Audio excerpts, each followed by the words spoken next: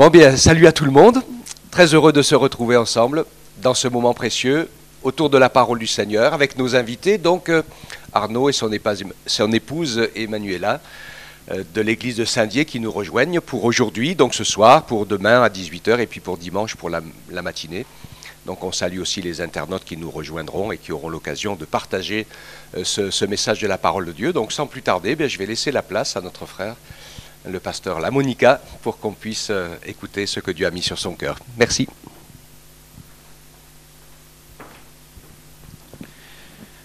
Merci beaucoup. Bonsoir à toutes et tous. Heureux d'être avec vous. Et je crois que c'est la reprise du vendredi soir aujourd'hui. J'ai l'honneur d'inaugurer les réunions du vendredi. Alors c'est bien, j'ai pas de ruban à couper, mais on va faire comme si. Comment appelle-t-on les gens de Guéret? Les Guérétois et les Guérétoises. Alors c'est comme ça, voilà. Si vous m'avez dit on ne les appelle pas, ça serait dommage quand même. Donc vous saluerez bien les Guérétois et Guérétoises pour nous. En tout cas, recevez les salutations des frères et sœurs de Saint-Dié-des-Vosges, qu'on appelle les Déodatiens, comme on ne pouvait pas l'imaginer. C'est du nom du fondateur de la ville, qui s'appelait Saint Déodat, et qui est venu fonder cette ville pour évangéliser la région. Et je trouve que c'est beau comme idée de fondation de ville. Voilà, toutes nos villes n'ont pas cette chance, et on est content de pouvoir servir le Seigneur là-bas. Et on va ensemble ouvrir la parole de Dieu ce soir. Ça sera donc une étude sur 3 jours, sur 3 rencontres. Alors ce ne sera pas une étude du tabernacle et du temple de Salomon en profondeur, sinon ce ne serait pas 3 réunions qu'il nous faudrait, mais des tonnes de réunions, on n'aurait pas fini. Mais j'ai un verset fil rouge, et je vous invite à le prendre avec moi, donc dans l'épître de Paul aux Romains, au chapitre 15, et nous allons prendre les 6 premiers versets. Donc ce sera notre texte fil rouge de nos 3 rencontres, et je vais vous expliquer pourquoi une fois qu'on l'aura lu. Épître aux Romains, chapitre 15, les 6 premiers versets. Voici ce que nous lisons. Nous qui sommes forts, nous devons supporter les faiblesses de ceux qui ne le sont pas, et ne pas nous complaire en nous-mêmes. Que chacun de nous complaise au prochain pour ce qui est bien, en vue de l'édification. Car Christ ne s'est point complu en lui-même, mais selon qu'il est écrit, « Les outrages de ceux qui t'insultent sont tombés sur moi. » Or, tout ce qui a été écrit d'avance l'a été pour notre instruction, afin que, par la patience et par la consolation que donnent les Écritures, nous possédions l'espérance. Amen. Et de ce texte, fil rouge, je prendrai 2 choses. Tout d'abord, la fin, qui nous dit que tout ce qui a été écrit d'avance l'est pour notre instruction, pour que nous puissions connaître les choses aujourd'hui, pour notre édification. Et le thème de ces 3 messages, c'est bien sûr l'édification du corps de Christ. Se construire les uns les autres, bâtir l'église du Seigneur. Amen. C'est un beau projet. C'est un beau projet, c'est un projet que le Seigneur nous a confié en partenariat avec lui. Il bâtit l'Église, et nous le verrons dimanche, et les portes du séjour des morts ne prévaudront point contre elle, mais il nous a fait ouvriers avec lui, et c'est une grâce de pouvoir participer à l'édification du corps de Christ. Et alors que je pensais à ce verset pour nos rencontres, eh bien j'ai voulu aller voir et parler avec vous de 2 édifices qui ont été construits. Le premier, le tabernacle, le second, le temple de Salomon, et puis dimanche, nous parlerons du 3e temple. Enfin, vous verrez bien de quel temple on va parler, parce que quand on parle du 3e temple, ça ouvre beaucoup de perspectives. Dans Exode 25, au verset 8, on lit ceci, « Ils me feront un sanctuaire, et j'habiterai au milieu d'eux. » Le but de la construction du tabernacle dans le désert, c'était le désir de Dieu d'habiter au milieu de son peuple. L'édification du corps de Christ a ce but, Dieu habitant sur la terre parmi les hommes. Alléluia! C'est une grâce. Beaucoup disent, j'aurais aimé vivre du temps de Jésus, j'aurais aimé pouvoir lui parler, j'aurais aimé pouvoir le voir faire des miracles. Eh bien écoute, il n'y a pas besoin de voyager dans le temps. Aujourd'hui, l'Église est là pour ça. Amen. C'est une bonne chose. Et le désir de Dieu, c'est d'être en communion avec ses enfants, et il a donné à Moïse cette vision du tabernacle, il lui en a donné les plans, et c'est ce qu'on va voir ensemble ce soir, mais on ne va pas s'attacher à tout le tabernacle, on va s'attacher à un des premiers éléments, un des éléments principaux de ce tabernacle, et je vous invite à venir avec moi dans le livre de l'Exode.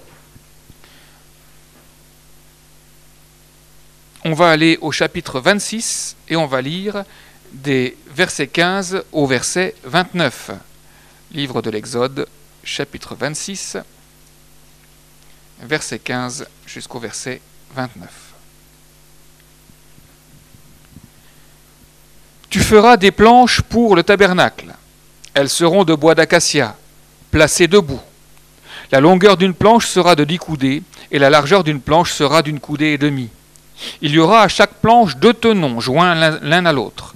Tu feras de même pour toutes les planches du tabernacle.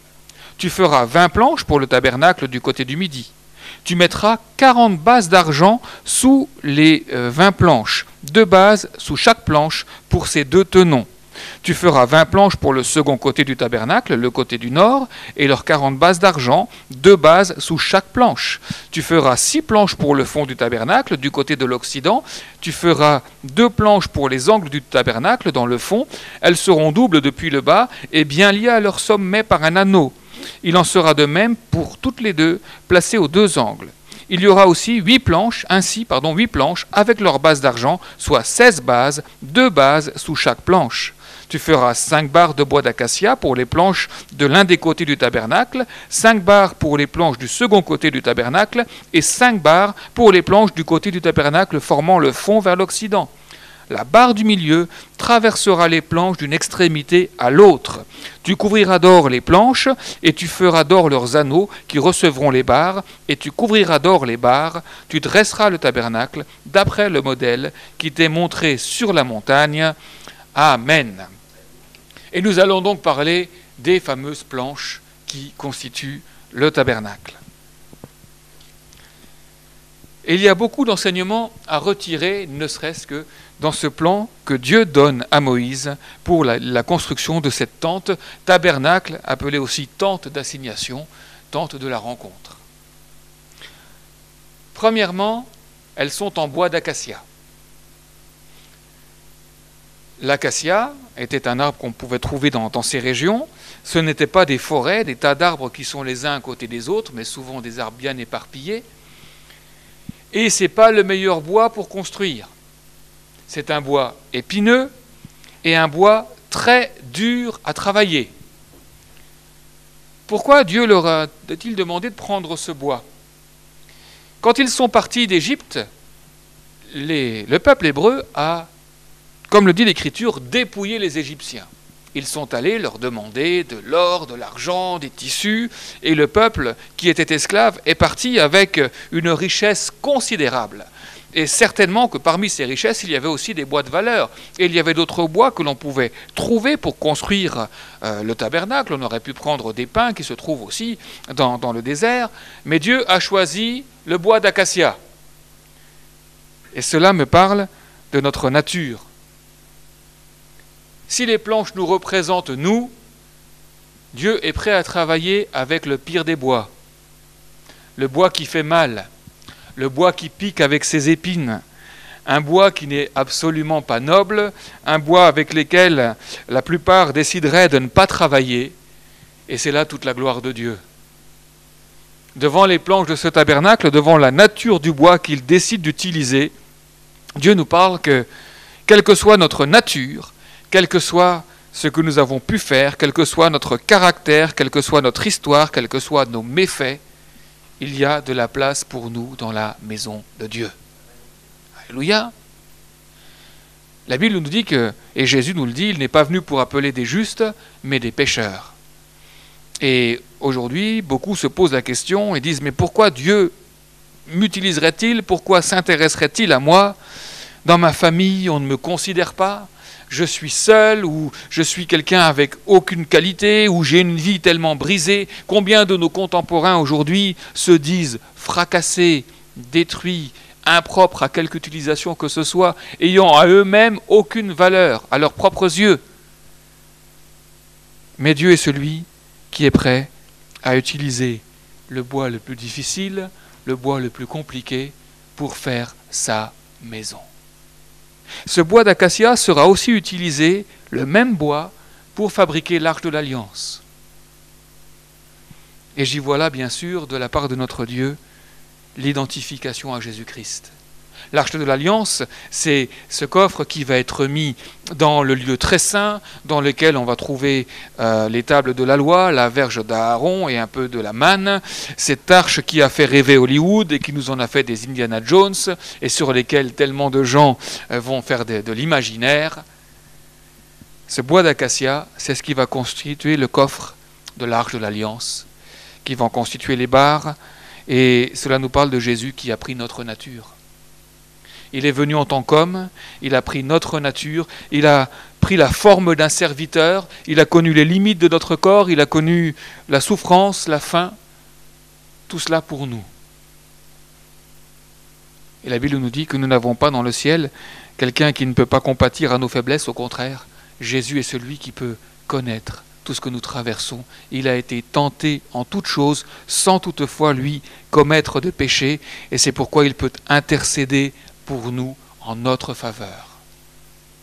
L'arche était faite de la même nature que les planches. Et si, aujourd'hui j'en parle maintenant, quand on en parlera à la fin, on va voir qu'après les planches auront la même nature que l'arche. Et ça c'est beau pour nous. Savoir que Dieu de notre nature est capable de faire de nous des êtres saints. Alléluia! Quel beau projet! Il n'y a que Dieu pour voir ces choses. J'ai travaillé pendant quelque temps en Alsace, dans la ville d'Obernai, et pendant l'hiver, quand il faisait bien froid, là comme ce soir par exemple, près du marché de Noël, il y avait un homme qui arrivait là, et le matin, quand je venais prendre mon travail, je voyais un bloc de glace avec ce bonhomme qui était avec son marteau, etc. Et le soir, je rentrais reprendre ma voiture, et c'était plus un bloc de glace, c'était un cygne, c'était un hibou, c'était un cerf. Et le lendemain matin, je vois cet homme qui avait posé d'autres blocs, et je lui dis, mais comment vous faites pour de la glace faire des si belles sculptures? Il m'a dit, c'est pas compliqué, monsieur. Moi, je vois déjà ce que je vais faire, j'enlève tout ce qui gêne. Et moi, je crois que Dieu est capable de faire cela. Du bois d'acacia, beaucoup de professionnels auraient dit, mais non, il y a quand même d'autres bois. Et on le verra quand on parlera du tabernacle, il y a du bois de santal, il y a du cèdre du Liban, il y a des bois qui sont beaucoup plus nobles avec lesquels on peut travailler. Mais Dieu voyait déjà le résultat final. Il voyait déjà le tabernacle dressé, la maison dans laquelle il avait décidé d'habiter au milieu de son peuple. Et c'est ce que Dieu veut pour chacune et chacun d'entre nous. Et puis les épines de l'acacia me font bien sûr penser aux épines que le Seigneur a portées sur sa tête à la croix. Oui, Jésus s'est identifié à nous pour que nous puissions nous-mêmes entrer dans la présence de Dieu. Et ces planches, la première chose que l'on va apprendre, après leur nature, le bois qui la constitue, c'est qu'elles seront debout. Des planches debout. Moi, quand je vois des planches, c'est plutôt couché, allongé, mais là, Dieu précise à Moïse, tu les mettras debout. Et Dieu veut nous donner de la dignité. Être enfant de Dieu, faire partie de la maison de Dieu, Dieu veut nous faire tenir debout, il veut redresser celui qui est tombé, remettre droit celui qui est courbé. Amen. C'est important, cette définition, ce but de Dieu. Les planches du tabernacle seront debout. Il va falloir mettre tout un processus en place pour qu'elles tiennent debout, parce qu'effectivement, si on les pose juste comme cela, qu'est-ce qui risque de se passer? Elles vont tomber. Et c'est pas très bien, ça, quand des planches tombent.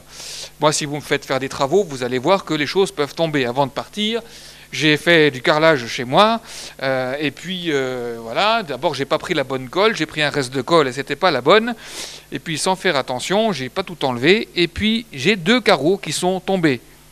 Vous avez compris, il ne faut pas m'inviter pour le bricolage.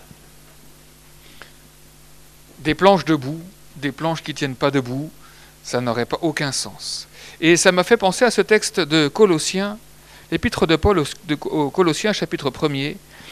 Il est dit ceci, c'est au verset 17, ou plutôt verset 21, pardon. « Et vous, qui étiez autrefois étrangers et ennemis par vos pensées, par vos mauvaises œuvres, il vous a maintenant réconciliés par sa mort dans le corps de sa chair, pour vous faire paraître devant lui, saints, irrépréhensibles et sans reproche, si de moins vous demeurez fondés et inébranlables dans la foi, sans vous détourner de l'espérance de l'Évangile. » Les planches debout, c'est là tout le projet de Dieu pour chacune et chacun d'entre nous. Il veut qu'on soit droit, il veut qu'on soit irréprochable. Et là on dit tous « Amen ». On dit tous « facile ». Non ? Si quelqu'un est debout, qu'il prenne garde de tomber, nous dit l'Écriture. De mettre ses planches debout, c'est le projet de Dieu. Beaucoup voient Dieu comme celui qui est en haut du ciel, coléreux, méchant, qui est là à la première incartade pour punir. Certains pensent même que Dieu les maudit. Ce n'est pas du tout le cas. Dieu est celui qui nous a créés pour être en communion avec lui. Et le projet de Dieu pour chacune et chacun d'entre nous, c'est qu'on soit debout, c'est qu'on soit ferme, c'est que l'on puisse être dans la position qu'il a prévue pour nous.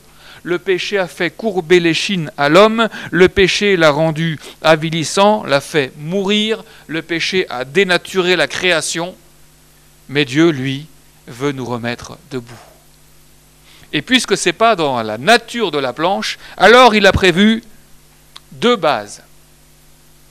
La planche devra avoir des tenons, et ces tenons vont être sur 2 bases, mais pas 2 bases d'acacia, pas 2 bases de pierre, pas de bronze, 2 bases d'argent. Pour chaque tenon qui était lié ensemble, afin que la planche reste debout.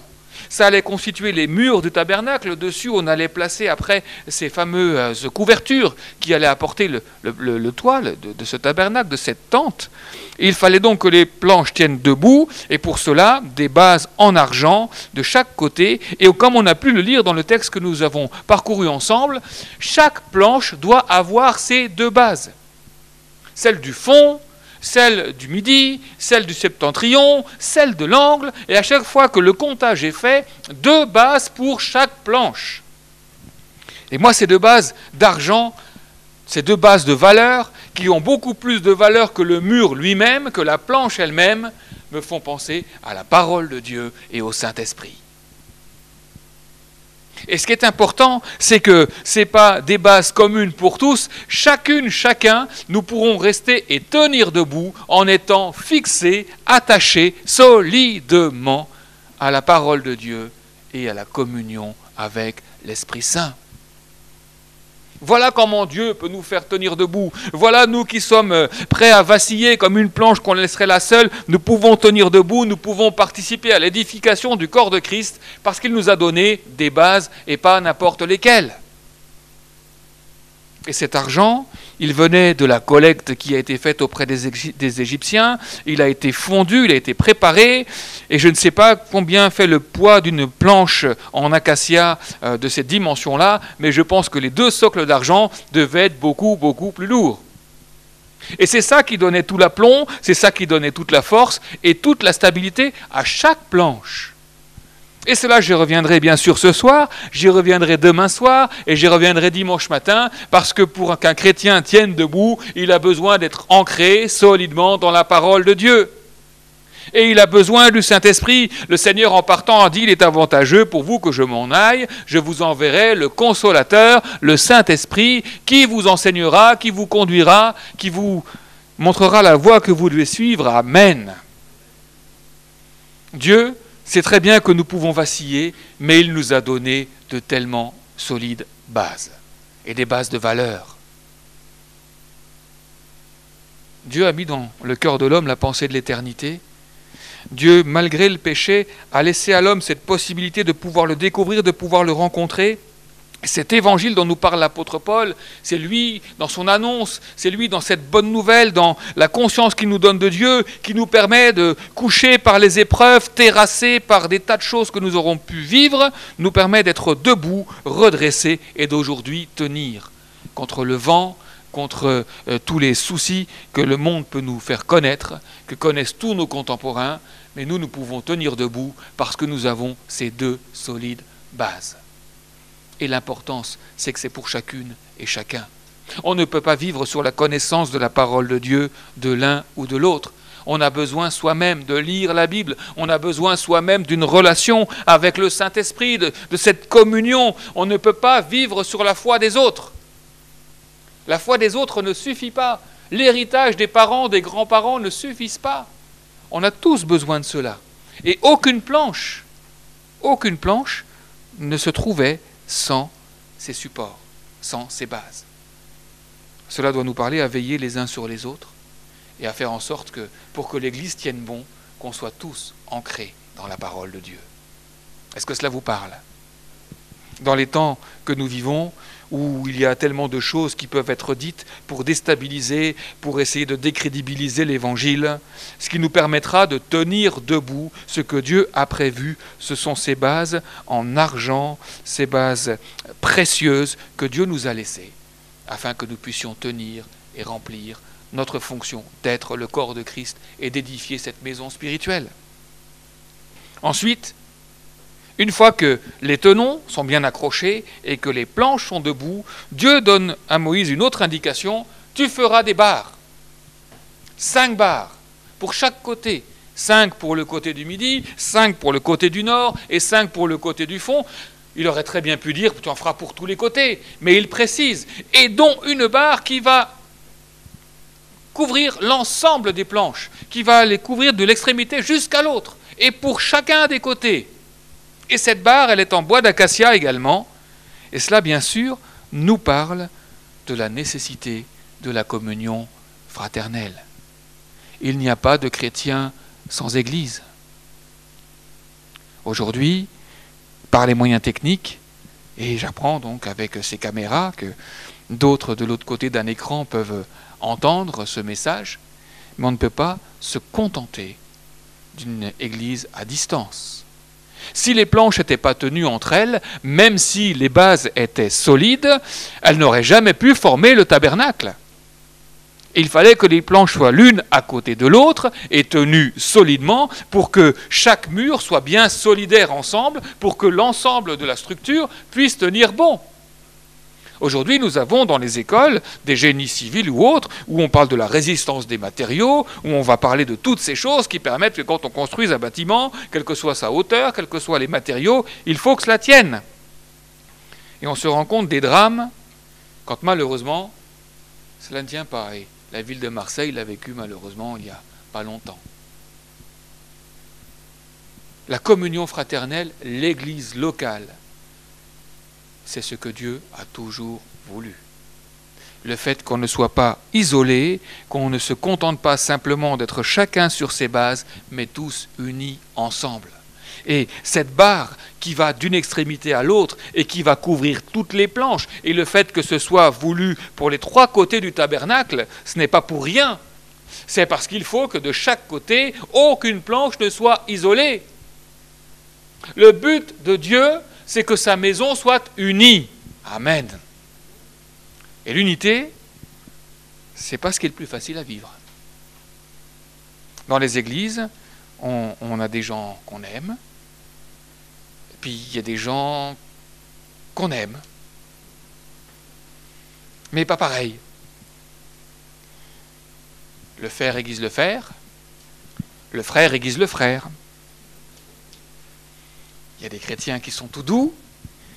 Un jour, il y en a un qui m'a dit « Frère, je vous préviens, moi je suis chrétien poil à gratter. » J'ai trouvé que c'était déjà une bonne entrée en matière. Autrement dit, je ne vais pas vous rendre la vie facile. Mais on ne choisit pas nos frères et sœurs. C'est Dieu qui les a ajoutés à l'Église. Et vous avez vu que les planches, elles étaient toutes de la même nature. On ne pouvait pas dire celle-ci est mieux travaillée, on ne sait pas où est-ce qu'il y avait les nœuds, les restes d'épines, etc.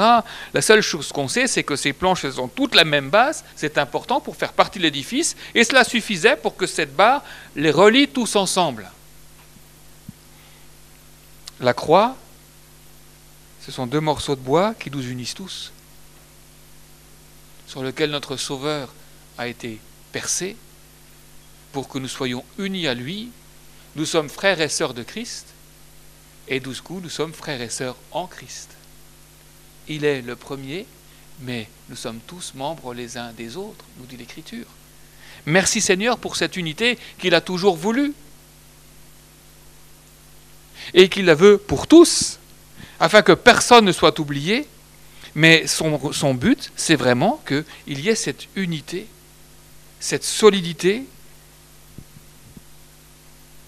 que nous soyons un. Une fois que ces barres étaient posées, les planches n'étaient plus individuelles, elles devenaient une. Et dans Jean 10, 30, Jésus nous dit, je suis le Père et moi, nous sommes un. Que le Seigneur nous aide à vivre cela. Et on doit travailler à ce que... Et vous avez bien vu que ce n'est pas une barre dans une autre matière. La barre, elle est en bois d'acacia. On a nos efforts à faire. Ce n'est pas Dieu qui va maintenir une unité entre des gens qui ne peuvent pas s'entendre. Non, non, on doit tous faire nos efforts pour. Et nous le verrons dimanche matin. Il y a notre part à faire, humainement, pour aimer même celui qui serait le moins aimable, celle qui serait la moins aimable, mais dire Seigneur, donne-moi la force. Et les disciples avaient du mal à comprendre ça. Combien de fois devrais-je pardonner? Jusqu'à 7 fois? C'est déjà pas mal. Vous connaissez la réponse du Seigneur. Il a dit quoi? 70 fois, 7 fois. Mais déjà, c'est pas mal ça.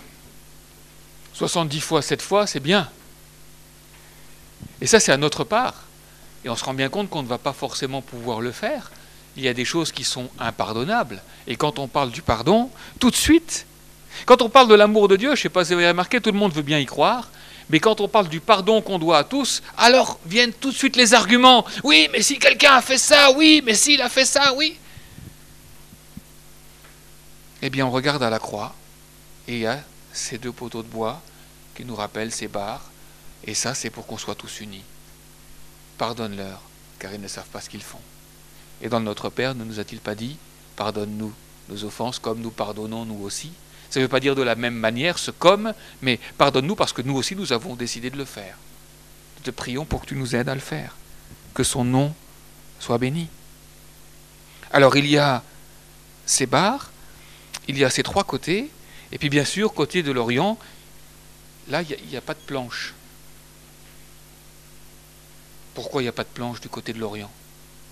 La Bible nous dit qu'il y aura des colonnes et un rideau. Pourquoi il n'y a pas de planche? C'est la porte. Merci. Dans nos églises, il doit toujours y avoir une porte. Mais des fois, on est tellement bien entre nous qu'on ne laisse même plus la possibilité aux autres d'entrer. Il y avait des planches de 3 côtés, mais côté de l'Orient, il y avait le rideau par lequel on pouvait entrer dans le tabernacle. Et ça nous parle que cette communion, elle n'est pas terminée, il y en a d'autres qui doivent rentrer. Il y en a d'autres qu'il faut aller chercher, qu'il faut inviter, parce que je vous rappelle que le tabernacle, c'est l'endroit où Dieu veut habiter au milieu de son peuple, et son peuple, il est pour tous ceux qui veulent recevoir sa parole. Et il y a cette possibilité qui doit rester dans nos églises. Parfois, on est tellement bien entre nous qu'on oublie ceux qui ont besoin dehors. Et une église qui n'évangélise plus, une église qui ne pense plus aux perdus, à ceux qui ne connaissent pas Dieu et qui connaîtront, s'ils ne le rencontrent pas, son jugement, Dieu nous demande de les faire entrer. La communion, ce n'est pas se complaire entre nous, mais c'est de se dire on a cette grâce, partageons-la autour de nous. Et puis vient le dernier processus dans ce plan. Les planches, les barres, les anneaux vont être recouverts d'or. Alléluia. On ne pourra plus savoir que c'était de l'acacia. Quand on va rentrer dans le tabernacle et quand il y aura la lumière du chandelier, ça va briller. Cette lumière qui est là va se refléter partout. Et ce bois noueux, dur, ce bois qui n'avait pas de propriété particulière pour construire un tel bâtiment, va devenir, parce qu'il est recouvert de cet or, quelque chose de précieux qui va refléter la sainteté, qui va donner à ce lieu cette unité, de l'or partout, même les barres, tout va être recouvert d'or. Alléluia. c'est la grâce de Dieu. Les imperfections, les défauts, plus rien n'est visible. Et ça aussi, on le verra demain soir. Et on le verra dimanche matin. Mais c'est important de réaliser cela. Dieu demande à Moïse que ses planches soient recouvertes d'or. On ne verra pas celle qui était avec un défaut ici ou là. On ne verra pas laquelle était la plus régulière ou autre. Toutes seront recouvertes. Tout cela va disparaître. Ce seront des planches en or.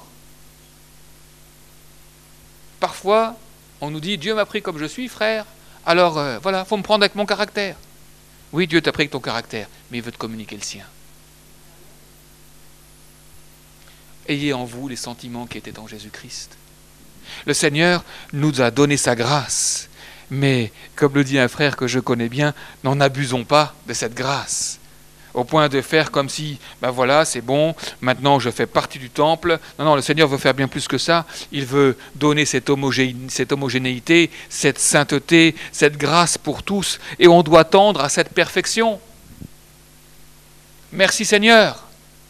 Et il recouvre tout d'or. Quelle grâce! Des matériaux nobles. Le bois, qui servait dans le désert à s'abriter un petit peu de ce qu'on pouvait, mais pas très efficace contre le vent, contre le sable, devient un endroit où va résider Dieu. Et il va être recouvert d'or de la même manière que l'arche va être recouverte d'or. Et comme je vous le disais tout à l'heure, Dieu a pris notre nature, Jésus est venu en tant qu'homme, pleinement Dieu mais pleinement homme, pour mourir à la croix. Il s'est identifié à nous, il n'a pas pris notre croix, il a pris notre place à la croix. Et alors qu'il a donné sa vie pour nous en prenant et en connaissant la mort, la souffrance, ensuite il ressuscite et en lui nous avons la vie. Et de notre nature qu'il a prise, il nous donne sa nature. Ces planches ne seront plus jamais de l'acacia. Cela devient les murs du tabernacle. Amen. Quand nous nous donnons au Seigneur et quand nous vivons avec lui, alors le travail qu'il a commencé, il va le mener à son terme. Oui, j'étais pécheur. Oui, il y a des choses dont j'avais à rougir. Et j'en rougis encore à l'idée que ces choses-là pouvaient être dans mes pensées et dans mon cœur. Et puisque je dois vous donner quelques mots de témoignage demain, je ne vous les donnerai pas aujourd'hui, on va revenir demain. Mais ça, je ne dois plus l'être. Je ne dois plus l'être. Parce que le Seigneur m'a donné son esprit, il m'a recouvert de son sang, et aujourd'hui je suis enfant de Dieu. Et je peux dire par sa grâce, je suis saint. J'arrivais à le dire. En Jésus, je suis saint. J'ai sa nature et j'ai sa capacité. Jésus n'a-t-il pas dit, vous ferez les mêmes choses que moi, vous en ferez même de plus grandes. Est-ce qu'on est sûr d'avoir sa nature et sa capacité? Ou est-ce que là, la marche nous semble trop grande, trop haute? Mais quand je lis cette lecture sur les planches du tabernacle, ce n'est pas un or différent, ce n'était pas un or gris, un or rose, un or 18 carats, un or 24 carats, c'était avec le même or que tout a été recouvert. J'ai toute la nature de Christ. Le diable ne peut plus venir avec ses anciens dossiers. Je suis purifié, libéré, sauvé. Amen. Et non, je ne suis pas orgueilleux ni présomptueux. Je crois en la parole de Dieu. J'ai mes tenons fermement dans les deux bases. Et le Saint-Esprit témoigne à mon esprit que je ne suis plus enfant du diable, plus enfant de colère, plus enfant de perdition, mais enfant de Dieu. Et nous le sommes. Alléluia. Alors, voilà le plan que Moïse reçoit. Il ne reste plus que 3 heures, je vous rassure. En Exode 36, au verset 20, on lit ceci. « On fit les planches pour le tabernacle. Elles étaient de bois d'acacia, placées debout. » Et je vous invite à lire la suite à la maison. Dieu a donné un plan, mais on va faire exactement comme le plan. Alléluia. Parfois, on voudrait arriver à vivre les choses que Dieu nous demande, mais sans respecter le plan. La Bible nous dit qu'il y a un seul chemin, et c'est par là qu'il faut passer, et que les brigands, les voleurs, tout ça ne passeront pas. Jésus est la porte, et c'est la porte des brebis, et seules ces brebis passent. Mais si on veut réussir, Le livre de Josué, chapitre 1er, verset 8, nous dit ceci: « Médite le livre de la loi jour et nuit, c'est alors que tu réussiras dans tes entreprises, c'est alors que tu réussiras, que ce livre de la loi ne s'éloigne point de ta bouche. » Il est juste avant le verset que les Français préfèrent. J'ai appris ça aujourd'hui, que selon YouVersion, c'est le verset juste après, le verset 9, « Fortifie-toi, prends courage. » Mais juste avant, le verset préféré, il y en a un autre. Ça m'étonne que celui-là ne soit pas préféré. Oui, mais parce que ça parle de lire la Bible et de la mettre en pratique. Le tabernacle a pu être construit et Dieu y a résidé au milieu de son peuple parce qu'il a été fait exactement selon les plans. Et des hommes ont été choisis pour construire les ustensiles du tabernacle. Il y a Betsaléel et Oholiab, donc des noms qui sont très intéressants pour des enfants quand on cherche des prénoms. J'en ai pas rencontré beaucoup, encore des Betsaléel et des Oholiab. Mais on apprend qu'il y a aussi d'autres hommes habiles, et ce sont eux qui ont fait les planches. Moi, je crois que le Seigneur nous demande tous ensemble de veiller à respecter le plan de Dieu, à marcher selon ses voies, ses commandements ensemble. Savoir ces choses, c'est une bonne chose, mais encore faut-il les mettre en pratique. Vous êtes heureux de connaître mes commandements si vous les mettez en pratique. Nous ne devons pas être simplement des gens qui sont remplis de connaissances, mais faire comme Dieu l'a demandé. Nous sommes dans un monde qui interroge la Bible et qui remet en cause son modèle sur tellement de plans et qui veulent arriver à ce que Dieu a prévu pour les hommes, mais en faisant les choses tout à fait différentes. Il n'y a pas de moyen d'arriver au salut de l'humanité sans passer par la croix, sans confesser ses péchés, sans se repentir, sans accepter Jésus comme son sauveur, et en mettant notre vie en règle avec l'Écriture et en s'engageant à marcher avec lui jusqu'au bout. Il n'y a pas d'autre moyen, il n'y a pas d'autre évangile, il n'y a pas d'autre plan, il n'y a pas d'autre directive. Et comme le diraient nos amis politiques quand il y a eu ces fameuses questions sur l'Europe et le Brexit, il y a toujours un plan B. Eh bien non, il y a un plan A, et si on ne le prend pas, on va se planter. Il faut respecter le plan de Dieu. C'est tellement nécessaire de se conformer à ce que Dieu dit. Parce que ce plan va être respecté, le tabernacle va être mis en place. Dans Exode, au chapitre 40, versets 17 et 18, on lit ceci: « Le premier jour du premier mois de la seconde année, le tabernacle fut dressé.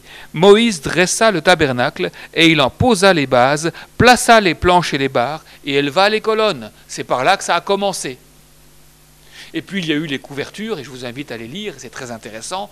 On aurait pu parler des couvertures, j'aurais pu prendre plein d'autres choses, mais voilà, j'ai choisi les planches pour vous faire plancher un peu. Mais voilà, Moïse va construire le tabernacle.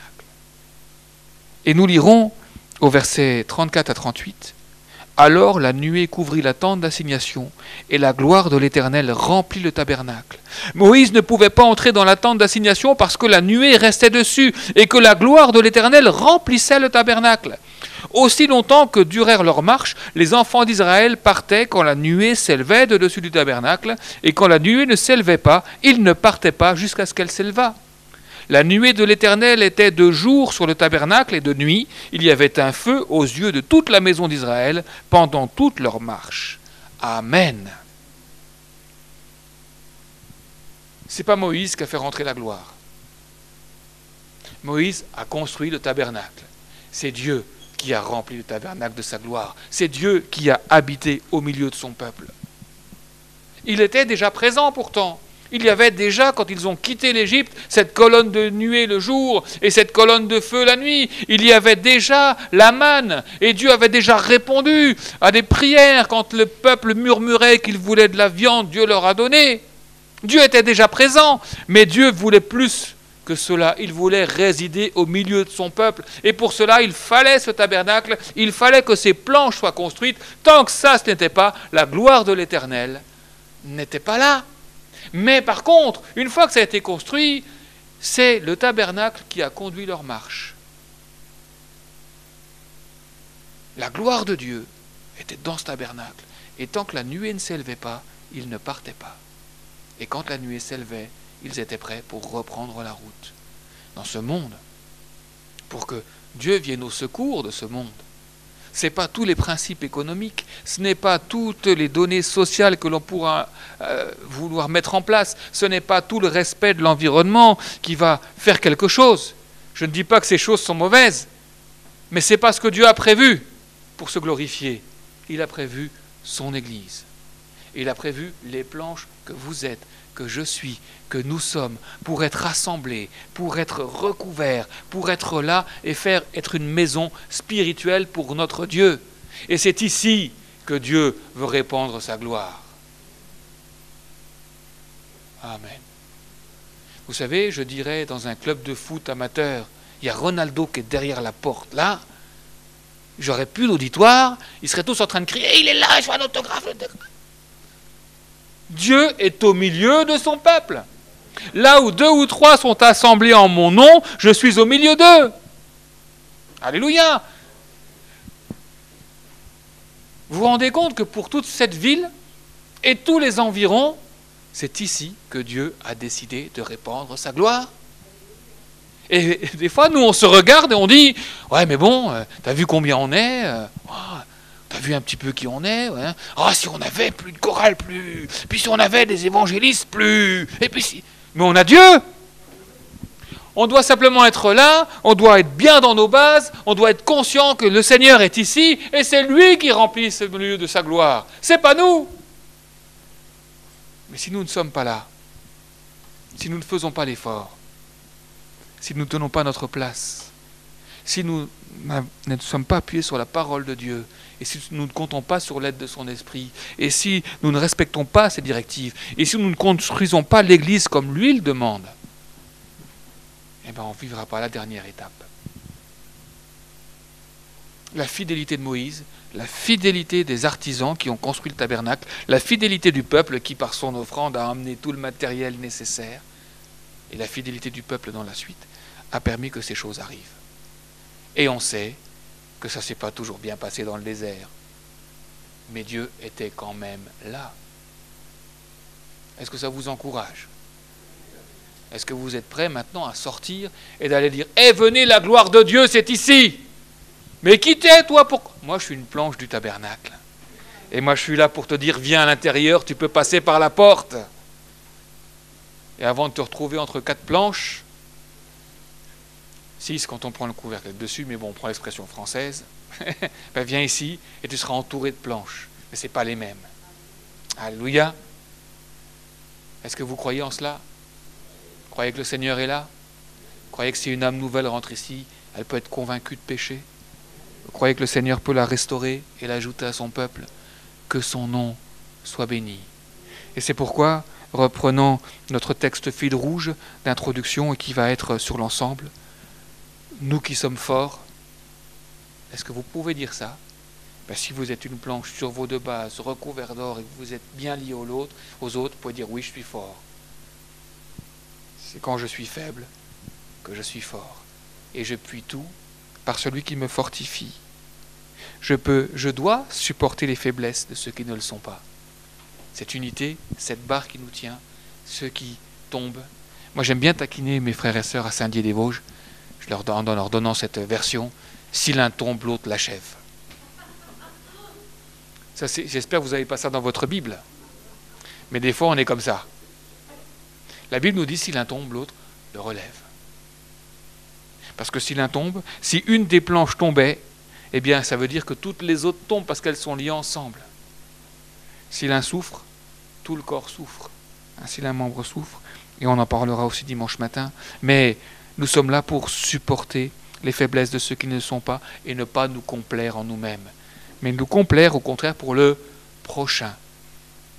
Donc il y a déjà la notion de fraternité et puis il y a la notion du prochain qu'on doit aller chercher. C'est ce que Christ a fait. Il ne s'est pas complu en lui-même, mais il a pris les outrages, les insultes, c'est tombé pour lui, pour notre édification. Et nous sommes là pour construire, édifier ensemble le corps de Christ. Que le nom du Seigneur soit béni. Amen. Voilà pour ce que j'avais à vous partager pour ce soir. Et puis on se verra demain et on parlera donc d'une partie du temple de Salomon. je vous propose qu'on puisse prier et demander la grâce du Seigneur. Seigneur mon Dieu, je veux te remercier. Te remercier, Seigneur, parce que tu nous permets de participer à l'édification du temple de Dieu. Bien imparfait, pécheur, Seigneur mon Dieu, tu as donné ta vie pour nous et tu nous as donné, Seigneur, ton nom. Tu as donné ta vie, tu as fait couler ton sang, tu as pris nos péchés pour nous donner ta nature, nous donner ta vie, nous donner une autre destination, une autre destinée. Seigneur mon Dieu, tu nous as ajoutés à l'Église. Et Seigneur mon Dieu, tu nous permets d'être participants de ton œuvre, de la construction de ce temple merveilleux que tu veux construire avec chacun d'entre nous et tous ceux que tu voudras y ajouter.